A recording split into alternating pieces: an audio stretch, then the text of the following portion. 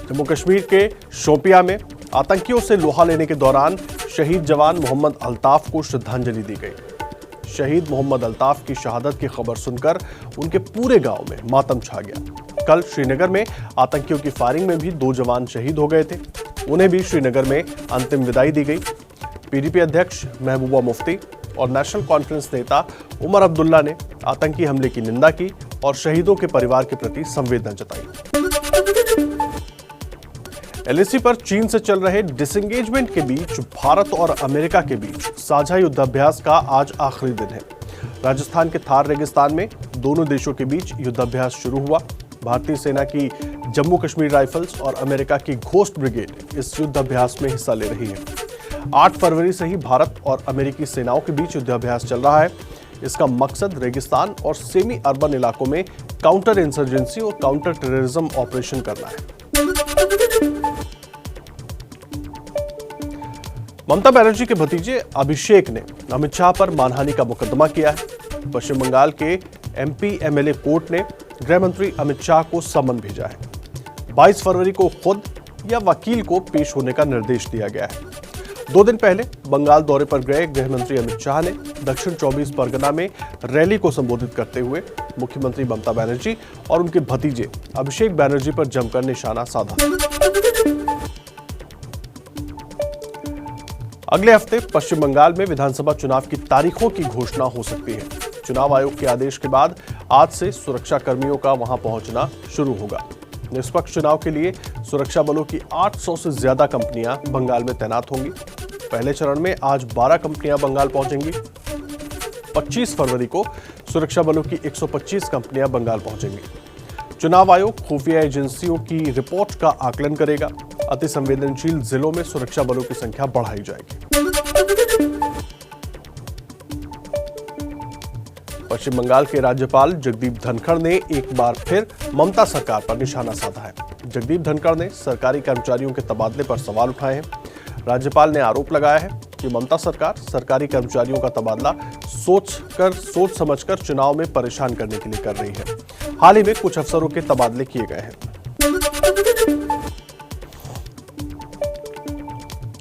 पश्चिम बंगाल में बीजेपी की महिला नेता को कोकीन के साथ गिरफ्तार किया गया। कोलकाता के न्यू अलीपुर रोड से गिरफ्तार की गई महिला का नाम पामेला गोस्वामी बताया गया है। पुलिस सूत्रों के मुताबिक पामेला की कार से 90 ग्राम कोकीन बरामद की गई है। पामेला गोस्वामी पश्चिम बंगाल बीजेपी महिला युवा मोर्चा की नेता है। इनके पास हुगली बीजेपी युवा मोर्चा के पर्यवेक्षक की भी जिम्मेदारी है। कोरोना काल के बाद अब देश को दिशा देने के लिए आज पीएम मोदी मुख्यमंत्रियों से संवाद करेंगे। बैठक में कोरोना वैक्सीनेशन के साथ साथ अर्थव्यवस्था और श्रम सुधार कानूनों पर भी बात होगी। बैठक में नीति आयोग के बड़े अधिकारी भी शामिल होंगे। केंद्र शासित प्रदेशों के उपराज्यपाल भी बैठक में शामिल होंगे। बैठक इसलिए भी महत्वपूर्ण है क्योंकि देश कोरोना के बाद कई चुनौतियों से जूझ रहा है। नीति आयोग की बैठक में पश्चिम बंगाल की सीएम ममता बनर्जी और पंजाब के सीएम कैप्टन अमरिंदर के शामिल होने पर सस्पेंस है। वहीं बैठक में नीतीश कुमार शामिल होंगे और वो राज्य से जुड़े कई मुद्दों को पीएम के सामने रखेंगे। नीति आयोग की बैठक सुबह 10:30 बजे वर्चुअल होगी। पीएम मोदी की अध्यक्षता में ये नीति आयोग की 6ठी बैठक है। चांदनी चौक में हनुमान मंदिर को लेकर सियासत तेज हो गई है।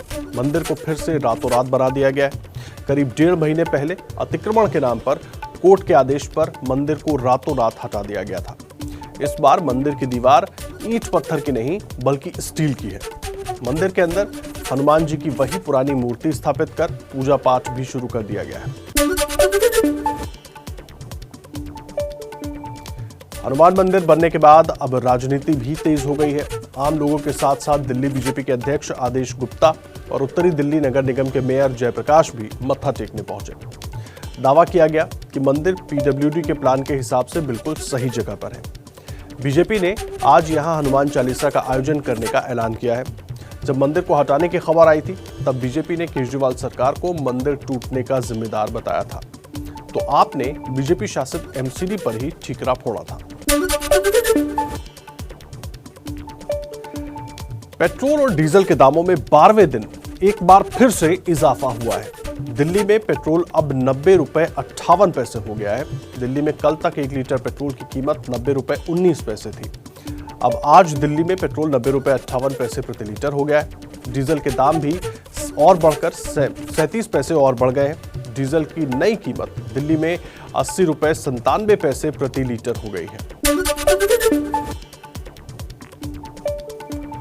लगातार बढ़ रही पेट्रोल डीजल की कीमतों को कांग्रेस ने सियासी मुद्दा बना लिया है। इसी कड़ी में आज राजस्थान और मध्य प्रदेश में बड़े आंदोलन की तैयारी है। राजस्थान में आज मुख्यमंत्री अशोक गहलोत की अगुवाई में कांग्रेस पदयात्रा निकालेगी। महंगाई के विरोध में मध्य प्रदेश में भी कांग्रेस ने आधे दिन के बंद का ऐलान किया है। वहीं पश्चिम बंगाल में टीएमसी ने 2 दिनों के विरोध प्रदर्शन का ऐलान किया है। टीएमसी आज और कल राज्य के हर जिले में महंगाई के खिलाफ जुलूस निकालेगी। लगातार बढ़ती पेट्रोल डीजल के दाम पर बाबा रामदेव ने सरकार पर निशाना साधा। बाबा रामदेव ने कहा कि जल्द सरकार को दाम कम करना चाहिए। देश चलाने के लिए रेवेन्यू चाहिए, तो वहीं सरकार को लोगों के बारे में भी सोचना चाहिए। उनका बीपी नहीं बढ़ना चाहिए। आपको बता दें कि कई शहरों में 100 रुपए के पार पेट्रोल के दाम पहुंच चुके हैं। दिल्ली में 90 और राजस्थान मध्य प्रदेश में 100 के पार तक पहुंच चुके हैं पेट्रोल के दाम। कांग्रेस महासचिव प्रियंका गांधी आज यूपी के मुजफ्फरनगर में किसान महापंचायत में शामिल होंगी।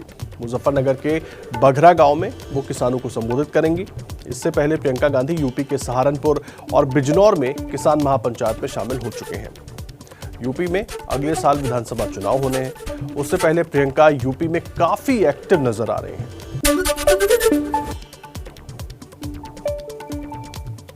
किसान आंदोलन को राजनीति से दूर रखने का दावा करने वाले किसान नेता राकेश टिकैत लगातार सियासी और उकसाने वाले बयान दे रहे हैं।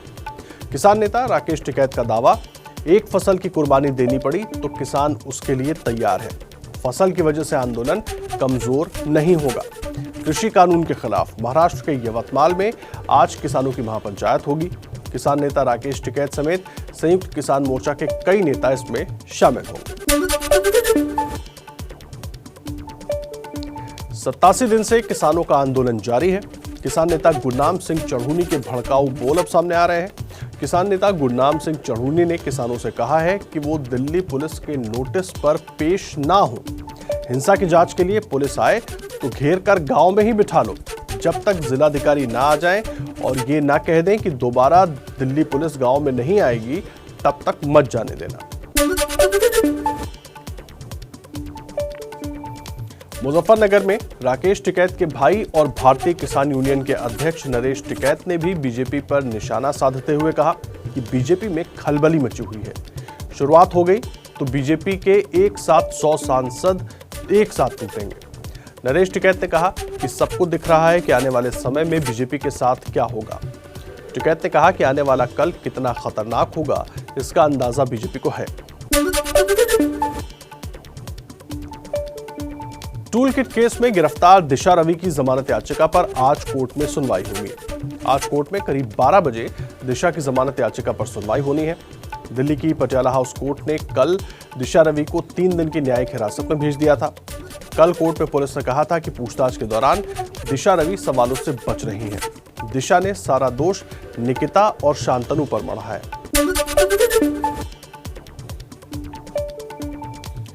दिल्ली हिंसा का आरोपी लखा सिंह सिधाना ने वीडियो जारी कर पुलिस को फिर चुनौती दे दी है। इस बार उसने पंजाब के नौजवानों से भटिंडा में 23 फरवरी को इकट्ठा होने का ऐलान किया है। लखा ने वीडियो में कहा कि 23 फरवरी को बड़ी संख्या में, लाखों की संख्या में गिनती होनी चाहिए। उस दिन लाखों की गिनती होनी चाहिए।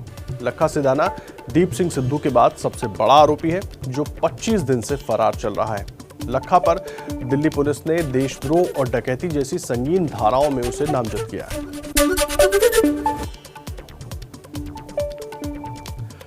टूल किट मामले में गिरफ्तार दिशा रवि के समर्थन में अब पर्यावरण कार्यकर्ता ग्रेटा थनबर्ग कूद पड़ी हैं।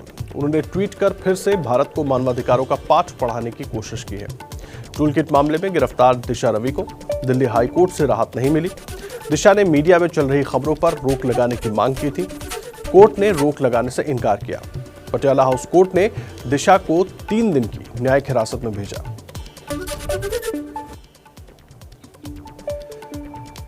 दिशा की गिरफ्तारी की आलोचना पर भड़के पूर्व जज और रिटायर्ड अधिकारी। दिशा रवि मामले में पूर्व 47 जजों और रिटायर्ड आईपीएस अधिकारियों ने राष्ट्रपति को खत लिखा है। इस खत में लिखा गया है कि दिल्ली पुलिस की जांच को बदनाम करने की कोशिश हो रही है। देश को बदनाम करने की साजिश करने वालों और उनका बचाव करने वालों से सावधान रहने की अपील की। इस चिट्ठी में यह अपील की गई है कि देश को ऐसे लोगों से सावधान रहना चाहिए। पुलिस से लेकर राजनीति में सनसनी मचाने वाले उन्नाव कांड में पुलिस ने मामले को सुलझाने का दावा किया है। उन्नाव कांड में नाबालिग समेत 2 लोगों को पुलिस ने गिरफ्तार किया। पुलिस के मुताबिक मुख्य आरोपी विनय ने अपना जुर्म कबूल कर लिया है। प्रेम संबंध से इनकार करने पर उसने हत्या की साजिश को अंजाम दिया था। पुलिस का कहना है कि घटनास्थल से हत्या के लिए इस्तेमाल की गई पानी की बोतल बरामद हुई है, जिसे फॉरेंसिक जांच के लिए भेज दिया गया है।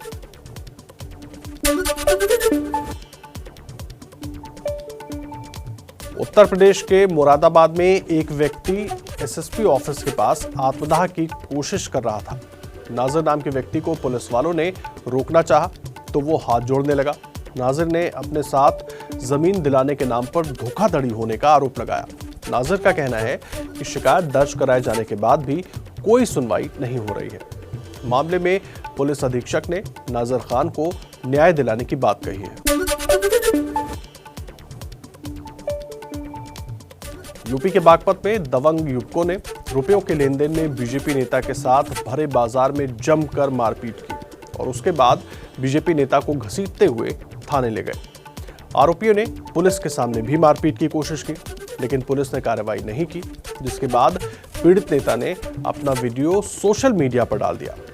युवक ने सीएम को पत्र लिखकर न्याय की गुहार लगाई। मध्य प्रदेश के इंदौर में लोगों ने जेब कतरे को रंगे हाथ पकड़ा और उसकी जमकर पिटाई की। घटना भंवरकुआ की है। आरोप है कि आरोपी चोर ने बस में सफर कर रहे यात्री की जेब से रुपए उड़ा दिए। इसके बाद वहां मौजूद लोगों ने उसे पीटना शुरू कर दिया और बाद में पुलिस के हवाले कर दिया। आरोपी चोर की पिटाई का ये वीडियो सोशल मीडिया में जमकर वायरल हो रहा है। यूपी के अलीगढ़ में बदमाशों ने एक ज्वेलर्स की पत्नी को बंधक बनाकर घर में लूटपाट की। जब महिला ने विरोध किया तो बदमाशों ने महिला की बेरहमी से पिटाई भी की और लूट की घटना को अंजाम देकर बदमाश फरार हो गए। मौके पर पहुंची पुलिस ने महिला को गंभीर हालत में अस्पताल में भर्ती करवाया, जहां उसकी मौत हो गई। पुलिस चौकी से महज चंद मीटर की दूरी पर यह वारदात हुई। पुलिस अब पूरे मामले की तफ्तीश कर जल्द बदमाशों के पकड़े जाने की बात कह रही है।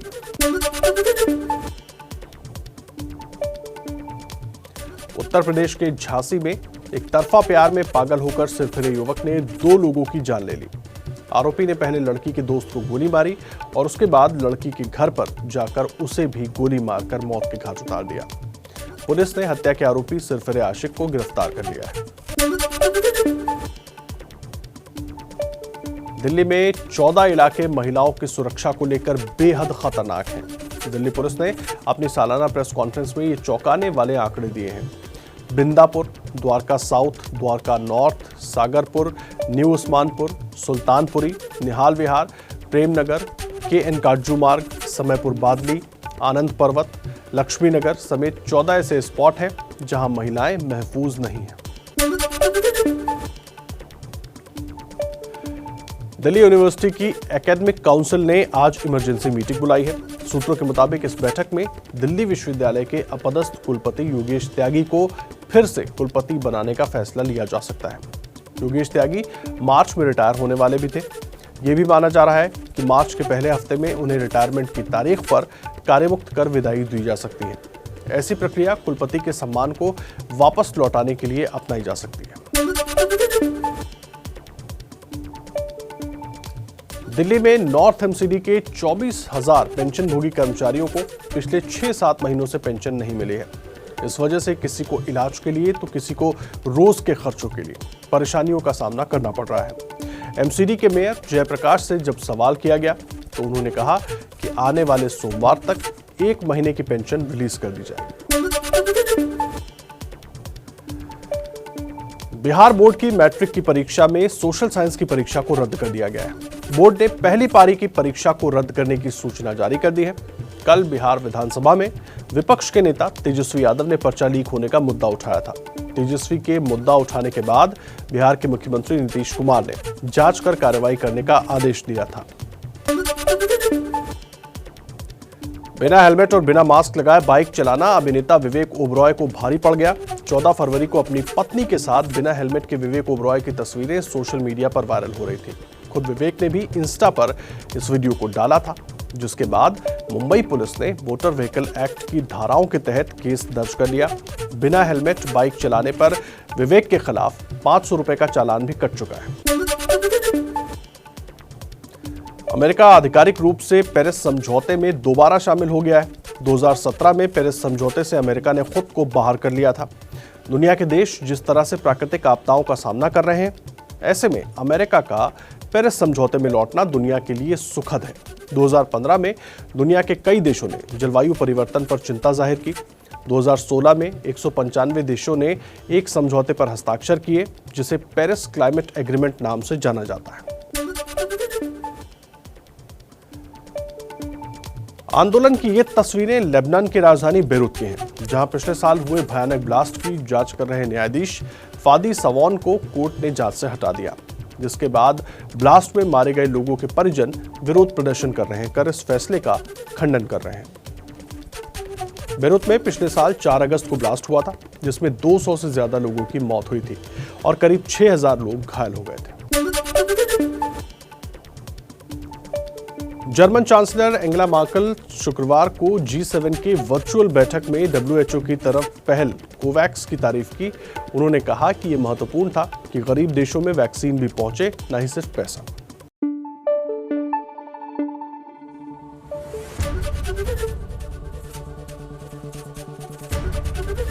ABP न्यूज आपको रखे आगे।